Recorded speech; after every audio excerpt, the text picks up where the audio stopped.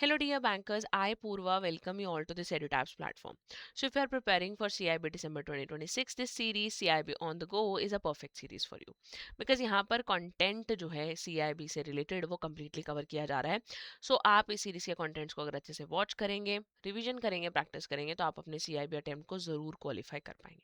आज हमारा ABFM में लेक्चर नंबर 11 है, विच इज़ अबाउट लेवरेज. हमारा मॉड्यूल बी का एक काफ़ी इंपॉर्टेंट टॉपिक है लेवरेज, जिसको आज हम थ्योरेटिकली न्यूमेरिकली दोनों ही एस्पेक्ट से कवर अप कर चलेंगे.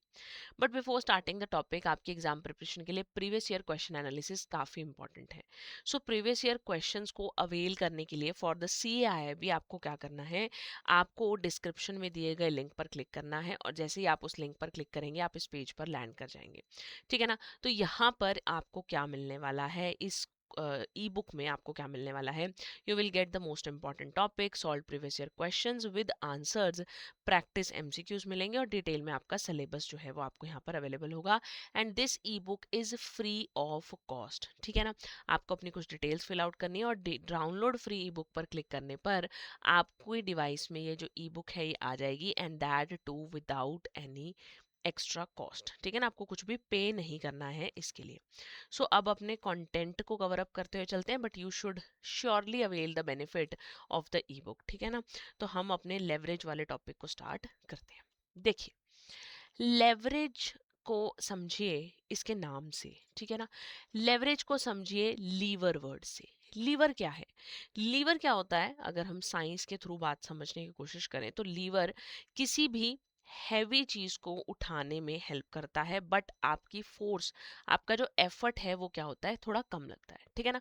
मैं एक अगर फिजिकल लेवर की बात करूं तो आप एक फलक्रम, एक सपोर्ट की हेल्प से इस हैवी लोड को उठाने के लिए अगर आप एक लीवर का यूज करते हैं तो आपका एफर्ट कम लगेगा, लेकिन ये हैवी लोड उठ जाएगा, रैदर देन अगर आप डायरेक्टली इस हैवी लोड को उठाते हैं तो. ठीक है ना. तो लेवरेज भी यही है. लेवरेज का मतलब क्या है, बिजनेस बोरोड फंड की हेल्प से, जो बोरोड फंड है वो बिजनेस के लिए क्या है, एक लीवर की तरह एक्ट करते हैं. बोरोड फंड की हेल्प से बिजनेस अपनी जो इन्वेस्टमेंट है उनकी ग्रोथ को बढ़ाता है, तो वो क्या है, बिजनेस लेवरेज है. ठीक है ना. लेवरेज का मतलब आपके पास क्या है, हम लेवरेज का मतलब ले रहे हैं डेट से. ठीक है ना. तो डेट या फिर आप कह सकते हो कि जो भी आपके बोरोड फंड्स हैं वो. ठीक है ना. बोरोड फंड्स हैं. तो लेवरेज की हेल्प से यानी डेट और बोरोड फंड की हेल्प से आप अपनी जो इक्विटी इन्वेस्टमेंट है या फिर आप कह सकते हो जो आपके अपने ओन फंड्स हैं, इनके ऊपर अपनी जो प्रॉफिट्स हैं, हाई प्रॉफिट्स जो हैं वो आप बुक कर कर चलते हो. ठीक है ना. तो लेवरेज की हेल्प से आपके अपने फंड्स के ऊपर आप हाई प्रॉफिट्स बुक कर कर चलते हो, दैट इज बिजनेस लेवरेज. ठीक है ना. अब ये कैसे हाई प्रॉफिट्स बुक हो रहे हैं, क्योंकि जब हमारे जो बोरोड फंड्स हैं, अगर हम फंड्स को बोरो करते हैं तो फंड्स को बोरो करने से हमें टैक्स का बेनिफिट मिलता है ना. क्योंकि जो फंड्स के ऊपर जो हमने बोरोड फंड्स है उसके ऊपर जो हमें इंटरेस्ट देना पड़ता है वो हमारा प्रॉफिट एंड प्रॉफिट में से कम हो जाता है. ठीक है ना. अगर वो प्रॉफिट में से कम हो जाता है तो मेरी टैक्स लायबिलिटी भी कम हो जाती है, and the earnings available for the equity share holders increase. Okay. So इस वजह से जो है हमारे बिजनेस में high profits, per unit profits जो हैं वो इक्विटी शेयर होल्डर्स के लिए बढ़ जाते हैं अगर हम अपने कैपिटल स्ट्रक्चर में डेट को इंक्लूड कर कर चलते हैं. ठीक है जी. अब देखो, फाइनेंशियल लेवरेज क्या है. फाइनेंशियल लेवरेज का मतलब, जैसे अब हमारे पास एक एग्जांपल आया, एग्जांपल में हमारे पास मिस्टर अडानी आया और मिस्टर अडानी ने एक शिप बिल्डिंग बिजनेस जो है वो स्टार्ट किया. तो इन्होंने सोचा कि इसको मैं यहाँ पर जो मेरे को मनी रेज करनी है इस शिप बिल्डिंग बिजनेस के लिए, सो क्या मैं इक्विटी रेज करूँ या मैं डेट रेज करूँ. ठीक है ना. या फिर मैं इन दोनों का एक कॉम्बिनेशन रेज करूँ. तो एक ऐसी इन्वेस्टमेंट स्ट्रैटेजी जिसमें हम बोरोड मनी का यूज कर रहे हैं ताकि इन्वेस्टमेंट्स के ऊपर पोटेंशियल रिटर्न बढ़ सके, तो वो क्या है, मेरे लिए फाइनेंशियल लेवरेज है. जैसा कि अभी हमने अभी अभी समझा है ना. अगर ये सारा पैसा इक्विटी से रेस करते हैं तो उससे बात नहीं बनेगी, बट अगर ये अपने कैपिटल स्ट्रक्चर में डेट को इंक्लूड करते हैं तो इसको डेट को इंक्लूड करने से इनकी पर यूनिट जो अर्निंग्स हैं ऑन इक्विटी वो इंक्रीज होती हैं, ठीक है ना। पर यूनिट अर्निंग्स जो इक्विटी के ऊपर है इनकी, वो इनकी इंक्रीज होती हैं अगर ये अपने कैपिटल स्ट्रक्चर में डेट को यूज कर कर चलते हैं, ठीक है ना। लेट्स टेक एन एग्जांपल कि एक बिजनेस है जिसको प्रॉफिट्स हो रहे हैं 5 लाख रुपए के, ठीक है। अब दो सिचुएशन लेते हैं, एक सिचुएशन ऐसी लेते हैं जहां पर बिजनेस डेट को ले रहा है, और एक सिचुएशन लेते हैं जहां बिजनेस डेट को नहीं ले रहा है, ठीक है ना। तो सिचुएशन ए क्या हुई कि बिजनेस का कैपिटल स्ट्रक्चर कैसा है कि बिजनेस के पास इक्विटी है 5 लाख की, और डेट है या इक्विटी है 6 लाख की, डेट है 4 लाख का। सिचुएशन बी के अंदर क्या है, सारा का सारा पैसा जो है वो इक्विटी से ही है 10 का 10 लाख, ठीक है ना। कोई भी डेट यहाँ पर इनके पास अवेलेबल नहीं है अंडर सिचुएशन बी। तो कंपनी को 5 लाख के प्रॉफिट्स हैं दोनों ही केस में, डेट के ऊपर लेट्स से कि आपका 10% जो है वो रेट ऑफ इंटरेस्ट है। तो अगर मैं सिचुएशन ए और सिचुएशन बी को अलग अलग एनालाइज करूं, ठीक है, तो यहाँ पर एक सेकेंड, तो यहाँ पर ले लेते हैं कि मेरे पास प्रॉफिट्स दोनों ही केस में कितने हैं, प्रॉफिट्स दोनों ही केस में 5 लाख हैं, ठीक है जी। अब यहाँ पर इंटरेस्ट तो कोई माइनस, यहाँ पर इंटरेस्ट कितना आ जाएगा, 40,000 आ जाएगा, 4 लाख का 10%। बट यहाँ पर कोई भी इंटरेस्ट नहीं आएगा क्योंकि यहाँ पर तो कोई भी हमारे पास डेट नहीं है, ठीक है जी। यहाँ पर मेरे पास इंटरेस्ट माइनस करके 4,60,000 जो है वो प्रॉफिट्स आ गए, यानी ये अर्निंग्स अब इक्विटी के लिए बची हैं, यहाँ ये अर्निंग्स इक्विटी के लिए बची हैं, ठीक है। अब अगर मैं इक्विटी शेयर होल्डर की बात करूं तो यहाँ नंबर ऑफ इक्विटी शेयर्स अगर ये 6 लाख है तो ये ले लेते हैं 10 रुपीज का एक शेयर है, ठीक है ना। तो यहाँ पर जो नंबर ऑफ शेयर्स हो गए वो कितने हो गए, 60,000 हो गए। यहाँ पर जो नंबर ऑफ शेयर्स हो गए वो कितने हो गए, 1 लाख हो गए, ऐसा ही होगा, ठीक है। तो अब हमने क्या करना है, अब हमने निकालना है अर्निंग्स पर शेयर। तो मैंने 4,60,000 को 60,000 से क्या कर देना है, डिवाइड कर देना है। तो ये कुछ मेरे पास आ जाएगा, और 7.6 के लगभग अर्निंग पर शेयर कैसे आया, मैंने 60,000 को 4,60,000 से क्या कर दिया, डिवाइड कर दिया, है ना। और यहाँ पर मैंने 1 लाख से डिवाइड करना है, तो यहाँ पर मेरी अर्निंग पर शेयर कितनी आ रही है, 5। यहाँ पर मेरी अर्निंग पर शेयर कितनी आ रही है, 7.6। सो जैसे ही मैंने अपने कैपिटल स्ट्रक्चर में डेट को इंक्लूड किया तो उससे क्या हुआ कि उससे मेरे पास जो है मुझे टैक्स का बेनिफिट मिला, और टैक्स का बेनिफिट मिलने से मेरी पर यूनिट जो अर्निंग्स हैं वो बढ़ गई, ठीक है ना। यहाँ पर अगर हम टैक्स को भी इंक्लूड करेंगे तो सेम ही सिचुएशन आएगी कि आपकी अर्निंग्स पर शेयर जो है वो बढ़ जाएंगी, ज्यादा आएंगी, जिस केस में आप डेट को इंक्लूड कर कर चलते हो। तो क्लियर है आपको ये बात, आगे चलते हैं। अब अगर बोरो करने से, अगर बोरो करने से आपको बेनिफिट हो रहा है तो फिर एंडलेस बोरोइंग्स क्यों ना कर लो, है ना। तो फिर आप लिमिटलेस बोरोइंग्स करते चलो, लेकिन लिमिटलेस बोरोइंग्स हम नहीं कर सकते बिजनेस में, हमें एक ऑप्टिमम कैपिटल स्ट्रक्चर में डेट और इक्विटी दोनों का एक मिक्स बनाना पड़ेगा, है ना। ज़्यादा डेट की वजह से हमारी जो रिटर्न ऑन इन्वेस्टमेंट्स हैं, है ना, हमारा जो आरओई है वो बढ़ता है, लेकिन लेंडर की रेजिस्टेंस, जब ज़्यादा हमारी डेट इक्विटी रेशो के केस में हमारी डेट जो है वो बहुत ज़्यादा होगा, तो जो नए लेंडर्स हैं, जो नए लोग हमें पैसा देना चाहते हैं, वो या तो पैसा देने से मना कर देंगे क्योंकि उनकी मनी के ऊपर रिस्क आ जाएगा, या फिर वो हाई रेट ऑफ इंटरेस्ट जो है उसकी डिमांड कर कर चलेंगे, वो थोड़े में सेटल नहीं होंगे, बिकॉज हमारा बिजनेस जैसे जैसे उसमें डेट का कंपोनेंट बढ़ता जाता है, बोरिंग्स का कंपोनेंट बढ़ता जाता है, बिजनेस और रिस्की होता जाता है, ठीक है ना। दूसरा रीजन क्या है, दूसरा रीजन ये है कि श्रिंकिंग कुशन, मतलब कि आपके पास एडवर्स इवेंट, एडवर्स सिचुएशंस के लिए बफर नहीं बचता है, ठीक है ना। तो एडवर्स सिचुएशन जब आपके प्रॉफिट्स वगैरह कम होंगे तो आपका ईपीएस भी बहुत बुरे लेवल से फॉल वहां पर करने लग जाएगा। तो ओनर इसीलिए एक लिमिट लगाकर चलते हैं बोरिंग्स के ऊपर, एंडलेस बोरिंग्स कभी भी कोई बिजनेस नहीं करता, एक लिमिट में एक पैटर्न बनाकर ही बोरिंग्स की जाती है, ठीक है। समझ गए अब आप कि बोरोइंग को इंक्लूड करने से क्या क्या हो रहा है। सो फाइनेंशियल लिवरेज को कैलकुलेट करने का प्रोसेस देखते हैं क्या रहता है। आपके पास कुछ तरीकों से फाइनेंशियल लिवरेज कैलकुलेट हो सकती है। डेट टू एसेट रेशो की हेल्प से, जिसमें total asset over total debt आ जाएगा। डेट इक्विटी रेशो की हेल्प से डेट अपॉन इक्विटी आ जाएगा। Debt to EBITDA ratio, debt upon EBITDA आ जाएगा। ड्यू पॉइंट एनालिसिस, जिसमें टोटल एसेट्स अपॉन इक्विटी आ जाएगा। और इंटरेस्ट कवरेज रेशो, जहां पर ईबीआईटी बाय इंटरेस्ट एक्सपेंस आ जाएगा। ठीक है ना। तो कोई स्टैंडर्ड फॉर्मूला नहीं है फाइनेंशियल लिवरेज को कैलकुलेट करने का। There are different types of formulas और आपको हर एक फॉर्मूला को याद रखना पड़ेगा। तो चलिए देखिए, आपको ये वाला जो स्ट्रक्चर है, ये वाला जो फॉर्मेट है, ये आपको अच्छे से समझना है और याद भी रखना है। आने वाले चैप्टर्स में भी इसका यूज आएगा। बहुत ही बेसिक सी बात है कि देखिए हम लोग किस तरीके से अपना ईबीआईटी, ईबीटी या फिर हम जो प्रॉफिट की कैलकुलेशन है वो कैसे करते हैं। जैसे मैंने आपको एक रफ एग्जांपल दिखाया था, उसमें हमने पहले प्रॉफिट में से इंटरेस्ट माइनस किया, तो वो तो हमने जनरल वैल्यूज ली थी, है ना। तो हमें इस फॉर्मेट को याद करना है। फॉर्मेट कैसे रहेगा, तो सबसे पहले जो हमारी सेल्स वैल्यू है हम उन्हें कंसिडर करेंगे। सेल्स में से वेरिएबल कॉस्ट, वेरिएबल कॉस्ट क्या होती है, ऐसी कॉस्ट जो आपकी with the level of production जो है वो चेंज होती रहती है ना। तो वेरिएबल कॉस्ट को हम क्या कर देंगे यहाँ पर, माइनस। सेल्स में से वेरिएबल कॉस्ट को माइनस करने के बाद हमारे पास जो वैल्यू बचेगी that is known as contribution. Contribution में से हम लोग आगे क्या माइनस करते हैं, फिक्स्ड कॉस्ट। अब ये कॉस्ट ऐसी है जो प्रोडक्शन लेवल से इररिस्पेक्टिव है ना। यानी कि प्रोडक्शन से इस वैल्यू के ऊपर कोई भी, इस कॉस्ट के ऊपर कोई भी फर्क नहीं पड़ता। जैसे वेरिएबल कॉस्ट में आपके पास एग्जांपल के तौर पर आप समझ सकते हो लेबर, है ना। जितना ज़्यादा आप प्रोडक्शन करोगे उतनी ज़्यादा आपको लेबर की रिक्वायरमेंट होगी, उतनी ज़्यादा आपको रॉ मटेरियल की रिक्वायरमेंट होगी, तो वो वेरिएबल कॉस्ट है।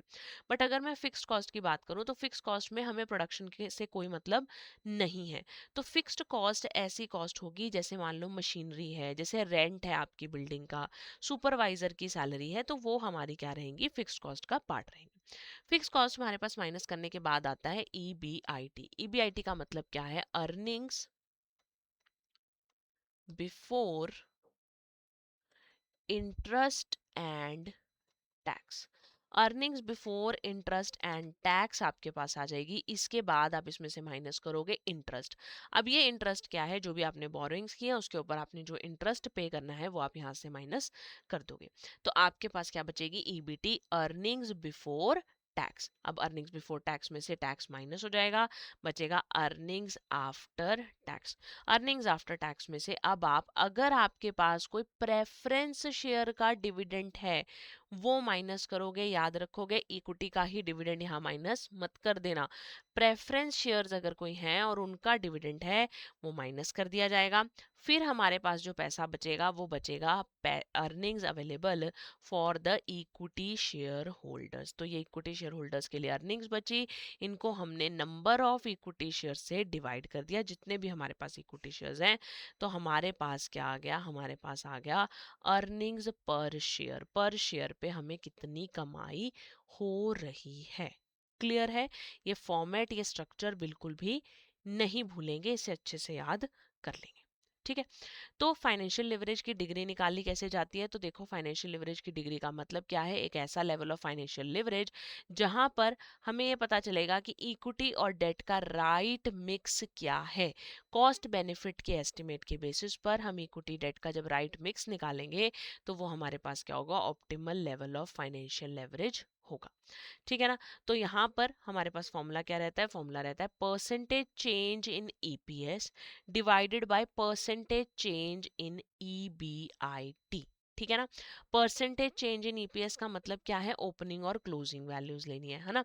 तो आप ऐसे समझ सकते हो, इसको ऐसे निकाल सकते हो आप, closing EPS minus opening EPS. तो ये तो हो गया change in EPS, divided by base क्या है, क्लोजिंग ईपीएस, मल्टीप्लाइड बाय 100। तो ये मेरे पास आएगा परसेंटेज चेंज इन ईपीएस। ठीक है ना।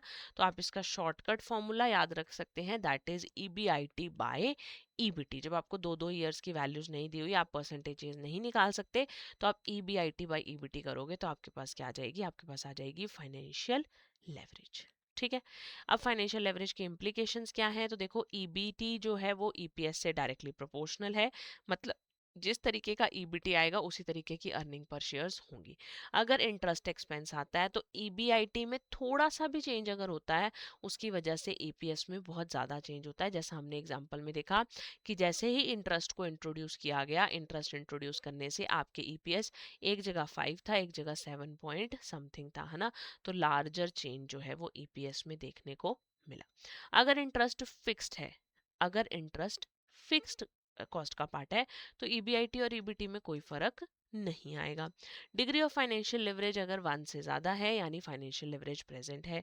Positive degree of financial leverage का मतलब क्या है कि फर्म जो है वो ब्रेक इवन पॉइंट से ऊपर चल रही है, ईबीआईटी ईपीएस दोनों सेम डायरेक्शन में चल रहे हैं। Negative degree of financial leverage का मतलब है कि फर्म ब्रेक इवन पॉइंट से नीचे चल रही है और हमारा ईपीएस क्या आएगा, नेगेटिव आएगा। ठीक है ना। तो अगर एक business operate break even level पर ऑपरेट करा तो उसका ईबीटी क्या होता है, नील, यानी ईबीटी की वैल्यू अर्निंग्स बिफोर टैक्स जो है उसकी वो कितनी आएगी, 0 आएगी। ठीक है। तो अब एक क्वेश्चन कर लेते हैं, फाइनेंशियल लेवरेज को कैसे कैलकुलेट करना है वो समझ लेते हैं। तो कुछ फर्म की डिटेल्स दी हुई हैं मुझे, जिसमें सेल्स दी हुई है 24 लाख की, वेरिएबल कॉस्ट 50% है, फिक्स कॉस्ट 10 लाख है, it has borrowed 10 lakh at 10% per annum, और इसकी इक्विटी कैपिटल भी कितनी है, 10 लाख रुपीज़ की है, 100 रुपीज़ का एक शेयर है। तो नंबर ऑफ इक्विटी शेयर्स मेरे पास कितने हो जाएंगे, वो जाएंगे 10 लाख डिवाइडेड बाय 100, यानी कि 10,000 शेयर्स मेरे पास हो जाएंगे। टैक्स रेट 50% दिया है वो। तो उसी फॉर्मेट पर चलते हैं जो सेल्स वाला हमने किया था। तो देखो हमारे को यही क्वेश्चन है, राइट साइड मैंने आपका क्वेश्चन प्लेस कर दिया और लेफ्ट साइड हम सॉल्यूशन कर कर देखते हैं। सबसे पहले आपके पास सेल्स आ जाएंगी, कितनी सेल्स है हमारी, 24 लाख रुपीज़ की। वेरिएबल कॉस्ट 50% है, 24 लाख का डायरेक्टली 50% कर दो, कितना आ जाएगा, 12 लाख। वेरिएबल कॉस्ट आ गई मेरे पास 12। अब सेल्स में से वेरिएबल कॉस्ट माइनस करते हैं तो क्या आता है, कंट्रीब्यूशन आता है। तो कंट्रीब्यूशन कितना आ गया, 12 लाख। 12 लाख कंट्रीब्यूशन में से अब मेरे को क्या माइनस करना है, मुझे माइनस करनी है फिक्स्ड कॉस्ट जो कि कितनी है, 10 lakh. 10 lakh fix cost minus करने के बाद मेरे पास आ गया earnings before interest and tax जो कि बच गया 2 लाख रुपीस। अब मेरे को क्या माइनस करना है, अब मुझे पहले माइनस करना है इंटरेस्ट। इंटरेस्ट कितना होगा, इंटरेस्ट देखो आप 10 लाख की आपने बोरिंग्स की, 10% पर बोरिंग की, तो 10 लाख का 10% आपके पास कितना हो जाता है, 10 लाख का 10% आपके पास हो जाएगा 10,000 रुपीज, है ना, सॉरी 1 लाख रुपीज। तो आप ईबीआईटी में से इंटरेस्ट माइनस कर दोगे 1 लाख, आपके पास बचेगा 1 लाख का ईबीटी। अब ईबीटी मेरे पास 1 लाख का बचा, अब मुझे क्या माइनस करना है, टैक्स। टैक्स कितना है, 50%। 50% ऑफ 1 लाख कितना हो जाएगा, 50,000, यानी टैक्स 50 आ गया। अर्निंग्स आफ्टर टैक्स बची 50,000। अब कोई प्रेफरेंस शेयर्स है नहीं, अगर प्रेफरेंस शेयर्स नहीं है तो यही मेरे पास क्या है, यही मेरे पास earnings available for the equity share holders रहेंगी। ठीक है ना। तो मेरे पास यहाँ पर क्या आ जाएगा, प्रेफरेंस डिविडेंड कोई है नहीं, यही मेरे पास अर्निंग्स अवेलेबल आ गई। तो अब मुझे इसको नंबर ऑफ इक्विटी शेयर से डिवाइड करना है जो कि कितने थे, 10,000 के इक्विटी शेयर्स थे। तो नंबर ऑफ इक्विटी शेयर्स 10,000 आ गए, तो मेरा ईपीएस कितना आ गया, 5। ये ईपीएस 5 कैसे आया, मैंने 50,000 को 10,000 से डिवाइड कर दिया। ठीक है ना, इस 50,000 को 10,000 से डिवाइड कर दिया तो 5 मेरे पास क्या आ गया, ईपीएस आ गया।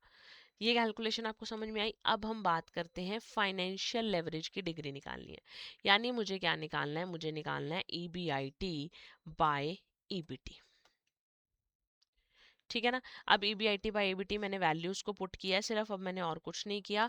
ईबीआईटी मैंने यहाँ पर कैलकुलेट किया था 2 लाख, ईबीटी मैंने कैलकुलेट किया था 1 लाख। 2 लाख बाय 1 लाख यानी कि 2 टाइम्स मेरी फाइनेंशियल लेवरेज आ गई है। क्लियर है अब आपको बात, अब आपको समझ में आया कि किस तरीके से हमें फाइनेंशियल लेवरेज कैलकुलेट करनी है। आप अपनी कैलकुलेशन यहाँ 1 लाख तक भी कर सकते हो, मुझे समझाना था आपको कि प्रॉपर ईपीएस कैसे निकलता है, तो इसलिए मैंने कंप्लीट कैलकुलेशन आपको कर कर दिखाई है। तो देखिए degree of financial leverage 2 times I है, उसका मतलब क्या है, इसका मतलब ये है कि हमारे ईबीटी में अगर 1% का चेंज होता है तो मेरे ईबीआईटी में उसका डबल चेंज जो है वो होकर चलेगा, 2 टाइम्स उसका चेंज होकर चलेगा। ठीक है ना। आगे बढ़ते हैं, ऑपरेटिंग लेवरेज को समझते हैं। देखो ऑपरेटिंग मतलब ऑपरेशन से रिलेटेड, बिजनेस की वर्किंग से रिलेटेड। ठीक है ना। दो डिफरेंट टाइप के बिजनेसेस को हमने लिया। एक हमने होलसेल बिजनेस को लिया जहाँ पर फिक्स कॉस्ट कम है, कंट्रीब्यूशन भी कम है। कम फिक्स कॉस्ट है क्योंकि छोटी बिल्डिंग है, यूजुअली स्टाफ कम है, सेटअप बेसिक सा रहता है, कोई बहुत ज़्यादा डेकोरेशन शैम ग्लैम की ज़रूरत नहीं है। तो यहाँ पर आपका जो एक तो कंट्रीब्यूशन पर यूनिट है वो भी कम आएगा क्योंकि वेरिएबल कॉस्ट काफ़ी कम होती है यहाँ पर वेयर हाउस वगैरह में। ठीक है, उसके बाद जो बिजनेस है वो प्रॉफिटेबल रहेगा चाहे सेल्स आपकी काफ़ी ज़्यादा फॉल भी कर जाए, क्योंकि आपकी कॉस्ट खर्चे जो हैं वो यहाँ पर कंपैरेटिवली कम है। तो यहाँ पर हमारी ऑपरेटिंग लेवरेज कम रहेगी, कम रिस्क रहेगा, प्रॉफिट्स काफ़ी स्टेबल रहेंगे। बट उसी के कॉन्ट्रास्ट में अगर मैं देखूं, हॉस्पिटल की मैं बात करूं, एक ऐसी ऑर्गेनाइजेशन, एक ऐसा बिजनेस जहां पर हाई फिक्स कॉस्ट और हाई कंट्रीब्यूशन जो है एग्जिस्ट करता है। क्यों है फिक्स कॉस्ट ज़्यादा? क्योंकि बिल्डिंग, बहुत सारे इक्विपमेंट्स की ज़रूरत है, स्टाफ बहुत ज़्यादा रिक्वायर्ड है, स्टाफ को सैलरीज आपको देनी पड़ती हैं, स्पेशलिस्ट की रिक्वायरमेंट पड़ती रहती है, तो यहाँ पर फिक्स कॉस्ट काफ़ी हाई रहेंगी। फिक्स कॉस्ट काफ़ी हाई रहेंगी और साथ ही साथ आपकी वेरिएबल कॉस्ट भी काफ़ी हाई रहेंगी, क्योंकि जो है कंजम्पशन बहुत ज़्यादा है, तो कंट्रीब्यूशन पर यूनिट भी आपका हाई रहेगा। तो अगर हल्का सा भी बिजनेस के अंदर ड्रॉप होता है, यानी बिजनेस में अगर मान लो कि कस्टमर्स कम आते हैं यहाँ पर, तो पेशेंट्स कम आते हैं अगर यहाँ पर, तो उसकी वजह से बिजनेस को हैवी लॉसेस बियर करने पड़ सकते हैं, क्योंकि खर्चा इनका ऑलरेडी बहुत ज़्यादा है ना। तो सेल्स में थोड़ा सा भी चेंज होगा तो बिजनेस में हाई लेवल का चेंज आएगा। प्रॉफिट्स काफ़ी वॉलेटाइल रहते हैं क्योंकि हाई रिस्की बिजनेसेस जो हैं वो एग्जिस्ट करते हैं। तो are you able to understand the contrast between the setup, जो कि हमारे पास एक ऐसा है वेयर हाउस वाला और एक हॉस्पिटल वाला। दोनों का वैसे तो कोई रिलेशन नहीं है, बट वेयर हाउस का से और हॉस्पिटल के कंपैरिजन से मतलब ये था कि वेयर हाउस जो है वहाँ पर आपको बहुत ज़्यादा ना वेरिएबल कॉस्ट, फिक्स कॉस्ट नहीं खर्चनी पड़ती है। एक बार जो खर्चा लग गया लग गया, आपने एक बिल्डिंग बना दी, सुपरवाइजर रखा, वहाँ सिक्योरिटी गार्ड रखा और आपका काम चल गया। बट हॉस्पिटल में आपको बहुत सारी वेरिएबल कॉस्ट, बहुत सारी फिक्स कॉस्ट जो है उन्हें बेयर अप कर कर चलना पड़ता है। ठीक है ना। सो ऑपरेटिंग लेवरेज जो है उसका इम्पैक्ट इसी तरीके से आपके पास आता है। ऑपरेटिंग लेवरेज क्या है? एक ऐसी लेवरेज की फॉर्म है जो कि मेजर कर रही है कि बिजनेस की जो भी अगर ऑपरेटिंग इनकम में इंक्रीज हो रहा है वो कितना हो रहा है by increase in the revenue. तो अगर फिक्स कॉस्ट जो है वो वेरिएबल कॉस्ट को एक्सीड कर जाती है एक ही पीरियड के अंदर, तो बिजनेस जो है उसको कंसिडर किया जाता है कि इस बिजनेस की हाई ऑपरेटिंग कॉस्ट एग्जिस्ट करती है। वो बिजनेस जो है सेंसिटिव रहेगा सेल्स वॉल्यूम को लेकर, कि हल्का सा भी सेल्स वॉल्यूम में चेंज आया तो ईबीआईटी के ऊपर काफ़ी बड़ा चेंज आएगा, क्योंकि ऑलरेडी इनकी कॉस्ट जो है वो काफ़ी हाई है।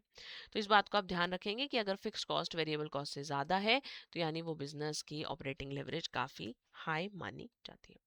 डिग्री ऑफ ऑपरेटिंग लेवरेज कैसे निकलेगी? तो फॉर्मूला रहेगा percentage in EBIT divided by percentage change in sales, या फिर आप इसका अदर फॉर्मूला कह सकते हो कंट्रीब्यूशन बाय ईबीआईटी आपका फॉर्मूला रहेगा। वहां था ईबीआईटी बाय ईबीटी, यहाँ है कंट्रीब्यूशन बाय ईबीआईटी। ठीक है ना। तो ईबीआईटी जो है वो चेंज इन सेल से अफेक्ट होगा ही होगा, है ना। अगर फिक्स्ड ऑपरेटिंग कॉस्ट एग्जिस्ट करती है तो ऑपरेटिंग लेवरेज जो है उसकी एक वैल्यू बनती है, अदरवाइज ऑपरेटिंग लेवरेज जो है उसकी वैल्यू नहीं बनती है ना। क्योंकि अभी अभी हमने फॉर्मूला देखा, देखो आप फॉर्मूला क्या था, कंट्रीब्यूशन बाय ईबीआईटी। अब एक बार अगर हम अपने उसी पे चलें जो हमने एक स्ट्रक्चर पढ़ा, सेल्स में से हमने पहले माइनस करी वेरिएबल कॉस्ट, ठीक है। फिर इसमें हमारे पास क्या आया, यहाँ पर माइनस करने के बाद हमारे पास आया था कंट्रीब्यूशन।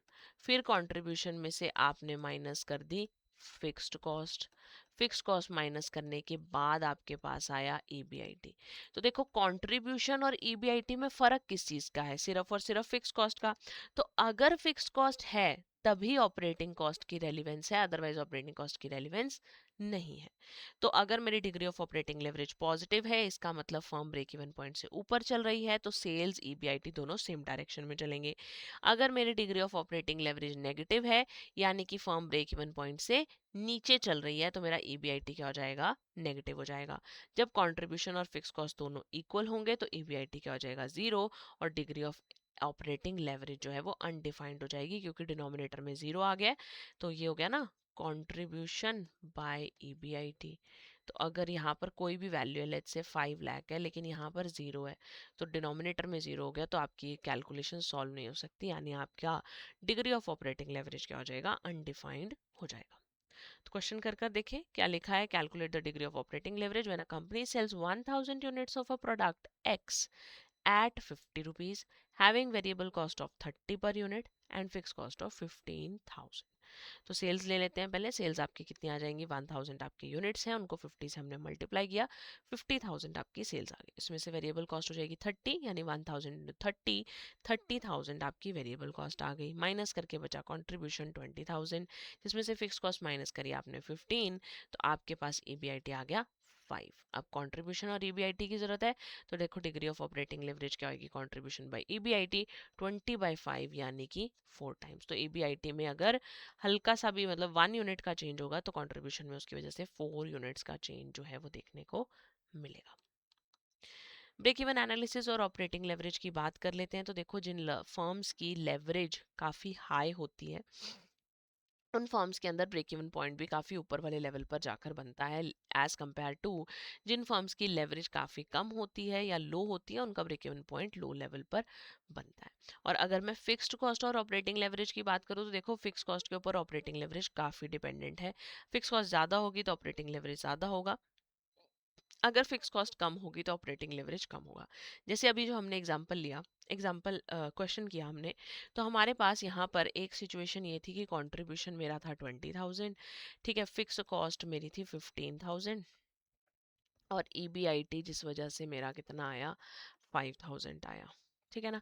ऑपरेटिंग लेवरेज मेरी कितनी निकली, ऑपरेटिंग लेवरेज निकली कंट्रीब्यूशन बाय ईबीआईटी, यानी कि 4 टाइम्स मेरी ऑपरेटिंग लेवरेज निकली। अब वो कह रहे हैं अगर फिक्स कॉस्ट हाई होगी तो ऑपरेटिंग लेवरेज भी हाई होगी, है ना। तो हम एक और सिचुएशन ले लेते हैं सेम वैल्यू पर, जहां मेरी फिक्स कॉस्ट 15,000 की जगह 10,000 है। कम कर दी मैंने फिक्स कॉस्ट, फिक्स कॉस्ट कम करी तो ये भी 10,000 आ गया, ठीक है ना। तो मेरी ऑपरेटिंग लेवरेज कितनी हो गई, 2 टाइम्स हो गई। तो अगर फिक्स कॉस्ट कम हुई तो ऑपरेटिंग लेवरेज भी मेरी क्या हो गई, कम हो गई, ठीक है ना। सिंपल सा रिलेशन है बिटवीन दीज टू। अब एक और लेवरेज आती है जिसको हम कहते हैं कंबाइंड लेवरेज या फिर टोटल लेवरेज।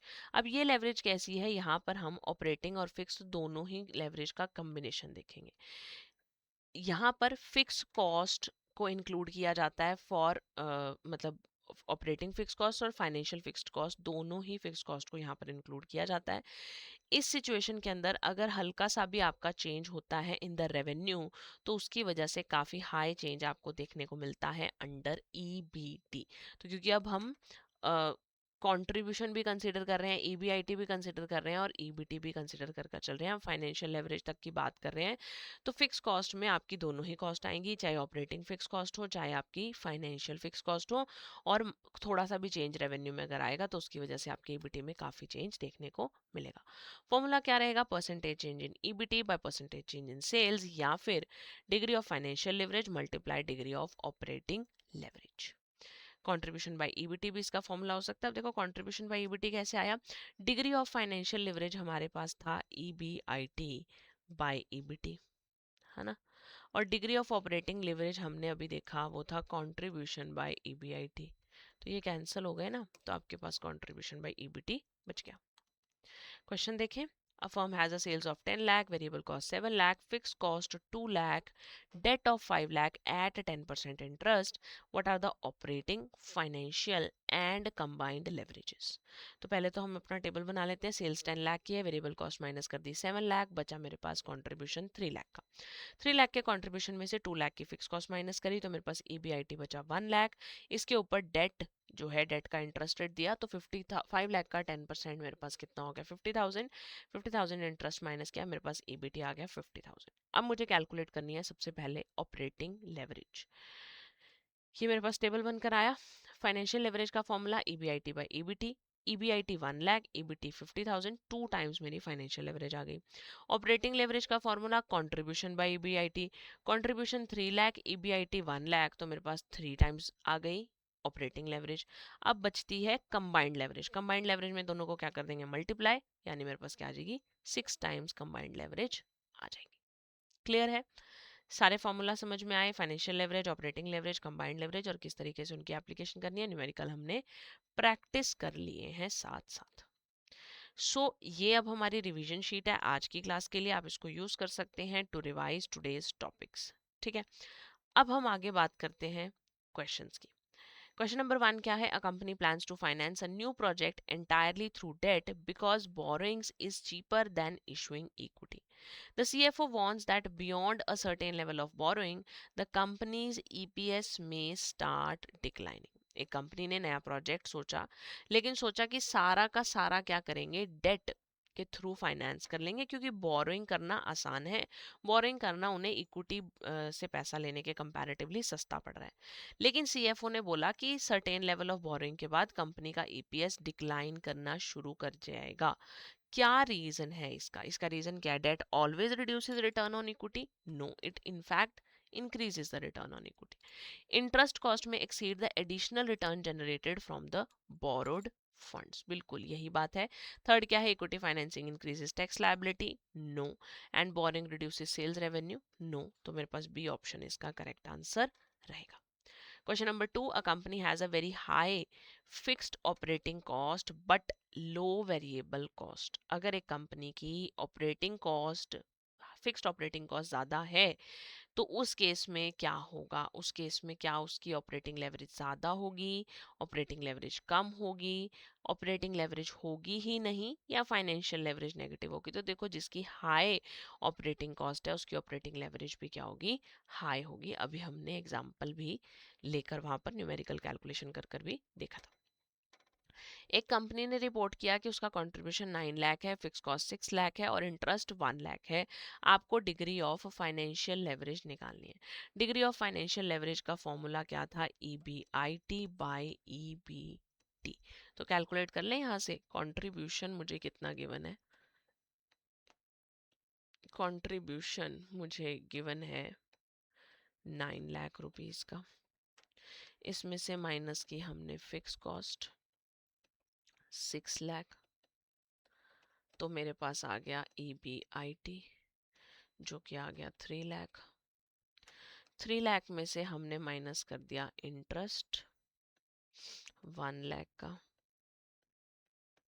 तो मेरे पास EBT अर्निंग्स बिफोर टैक्स कितना बचा? 2 लाख. तो मुझे दो वैल्यूज की यहाँ से ज़रूरत है. एक मुझे ये वाले 3 लाख की ज़रूरत है और एक मुझे ये वाले 2 लाख की ज़रूरत है. एक EBIT की और एक EBT की. EBIT कितना आया? EBIT आया 3 लाख, EBT आया 2 लाख, यानी कि मेरे पास आंसर क्या आ जाएगा? 1.5 टाइम्स, यानी कि ऑप्शन बी. क्लियर है आपको? अब देखिए, एग्जाम CIB के एग्जाम की अगर मैं बात करूं, तो आपको एक स्ट्रक्चर्ड कोर्स की तो जरूरत पड़ेगी to prepare for the examination, ताकि आप एक स्ट्रीमलाइन प्रिपरेशन कर पाएं. So EduTap is offering you a course. उसके लिए आपको क्या करना है? एडुटैप की वेबसाइट पर जाना है. एडुटैप की वेबसाइट पर जाएंगे, मतलब कि आप अपने ब्राउजर में जाकर सर्च करेंगे edutap.in. कोर्सेज सेक्शन में जाएंगे, CIB कोर्सेज पर क्लिक करेंगे और स्क्रॉल डाउन करने पर आपको CIB के courses as offered by Edutap नजर आएंगे. I am talking about this course, the complete full package course, master course. एक ऐसा कोर्स जहां पर आपको डिटेल्ड प्रिपरेशन करने का मौका मिलेगा. ये जो मास्टर कोर्स है, यहाँ पर आपको मिलेंगी डिटेल्ड कंसेप्ट क्लासेस, जो कि आपकी 20 to 30 मिनट्स की क्लासेस बनाई गई हैं इस तरीके से, इस बात को ध्यान में रखते हुए कि आप अपने बिजी बैंकिंग शेड्यूल के साथ साथ इन क्लासेस को धीरे धीरे वॉच कर कर अपने सिलेबस को कवर अप कर सकते हैं. आपको यहाँ पर मिलेंगे IIBF की बुक के हिसाब से बनाए गए concept notes, previous year questions, practice के लिए चैप्टर वाइज और फुल लेंथ मॉक टेस्ट मिलेंगे, जिससे आप अपनी प्रैक्टिस अच्छे से कर सकेंगे. पहले कंसेप्ट कवर करो, नोट से रिवीजन करो और फिर आप मॉक टेस्ट से प्रैक्टिस करो. आपका एग्जाम क्वालिफाई हो जाएगा. मास्टर कोर्स जो है कंप्लीट लेवल पर चारों सब्जेक्ट्स का एक साथ अवेलेबल है. और हाँ, जब भी आप मास्टर कोर्स में खुद को एनरोल करते हैं, तो आपको क्या मिलता है? आपको मिलता है फोर्टनाइट बेसिस पर मेंटर टॉक का ऑप्शन. यानी हर सेकंड और फोर्थ सैटरडे आप 3 PM अपने मेंटर्स से कनेक्ट कर कर उनसे बात कर सकते हैं regarding motivation, regarding strategy of examination, regarding how to prepare anything regarding the CIB. ठीक है ना? सो आप उस फोर्टनाइट मेंटर टॉक का भी बेनिफिट यहाँ पर उठा सकते हैं. सो कंप्लीट चारों सब्जेक्ट्स के लिए हमारे पास ये वाला मास्टर कोर्स अवेलेबल है. और अगर आपको सब्जेक्ट स्पेसिफिक मास्टर कोर्स चाहिए तो BFM के लिए अलग से, ABFM का अलग, ABM और BRBL चारों ही सब्जेक्ट का अलग अलग मास्टर कोर्स भी अवेलेबल है. ठीक है ना। अपनी कन्वीनियंस के हिसाब से अपना कोर्स चूज कर सकते हैं। और हाँ, अगर आपको लगता है कि सिर्फ और सिर्फ आपको एमसीक्यूज की प्रैक्टिस करनी है तो आप उसके लिए एड्यूटैब की CAIB टेस्ट सीरीज को भी ज्वाइन कर सकते हैं। अब आपको क्या करना है, जब भी आप इन कोर्सेज में एनरोल करेंगे, एक तो कोर्स की वैलिडिटी ध्यान से देखेंगे कि आपको 8 मंथ्स वैलिडिटी वाला कोर्स लेना है या 12 मंथ्स। अगर आपको 12 मंथ्स लेना है तो आप यहाँ क्लिक कर कर इसको 12 मंथ्स वाले कोर्स में कन्वर्ट कर लेंगे, ठीक है ना। और जब भी आप इस कोर्स को बाय करेंगे तो प्रिवेलेंट डिस्काउंट कूपन जो भी यहाँ पर अवेलेबल होगा उस टाइम पर उसे लगाना नहीं भूलेंगे, ताकि आपको मैक्सिमम डिस्काउंट मिल पाए और कोर्स थोड़ा सा और अफोर्डेबल हो जाए, ठीक है ना। सो अपनी कन्वीनियंस के हिसाब से जल्दी कोर्स को चूज कर लो, ताकि आपकी तैयारी जो है वो प्रॉपरली दिसंबर तक कवर अप हो जाए, ठीक है ना। For any kind of doubts and queries regarding today session, you can write down in the comment section below, and you can even call us on 8146207241 और ईमेल अस ऑन hello@edutab.co.in। हम मिलते हैं अगले सेशन में। Till then take care, keep studying, keep growing.